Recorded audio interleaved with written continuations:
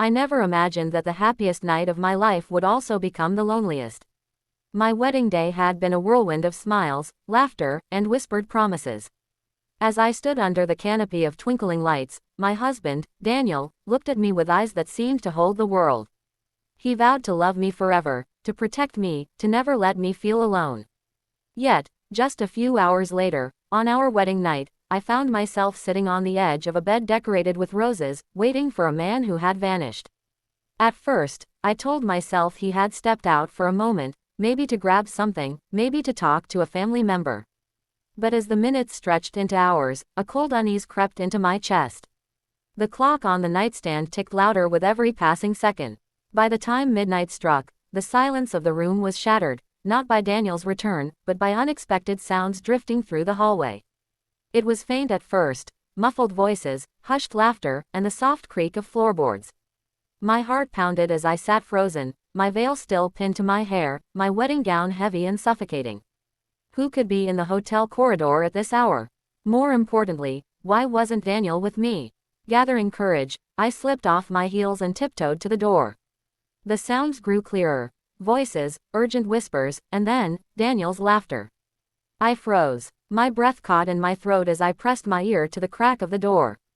He wasn't alone. Tears stung my eyes as I heard him speaking in hushed tones, words that didn't sound like they were meant for me. My first thought was betrayal. Was he already unfaithful, on the very night we had vowed our lives to each other? My chest tightened painfully as I pictured him with someone else, and for a moment, I wanted to throw open the door and demand answers. But something in me held back. Instead, I stood there, trembling, listening. The laughter faded into serious conversation. Daniel's voice was firm, almost pleading. You don't understand. I can't walk away from this. If they find out tonight, everything will be ruined. Confusion battled with heartbreak inside me. Who was he talking to? What couldn't he walk away from? My imagination spun wild scenarios, gambling debts, hidden affairs, or family secrets. I pressed harder against the door, desperate to know more, until a floorboard creaked beneath my weight. The voices stopped abruptly. Silence fell, heavy and suffocating. Panic surged through me, and I scrambled back toward the bed, pretending to be asleep. A moment later, the door clicked open. Through the slit of my eyelashes, I saw Daniel step inside. His face was pale, his suit rumpled, his tie loose as if he had been in some kind of struggle.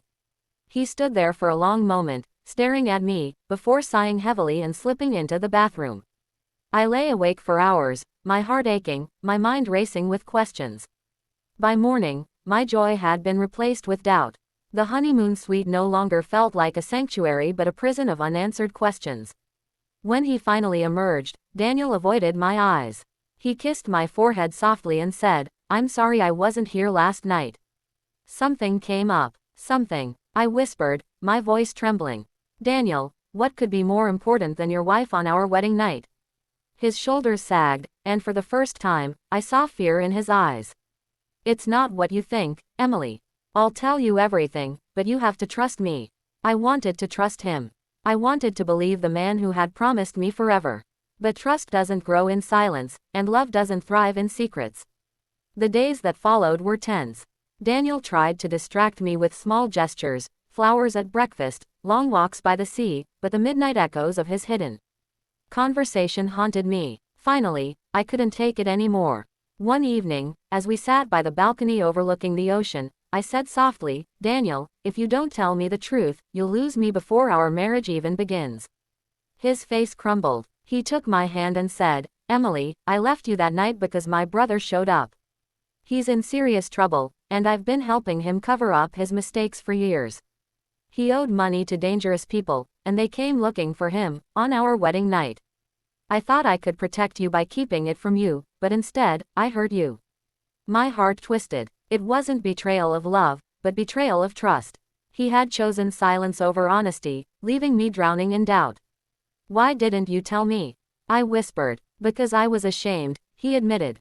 "I didn't want you to see the mess my family has dragged me into. I wanted to give you a perfect start, but the truth is, my life isn't perfect." Tears spilled down my cheeks, not from anger this time, but from relief.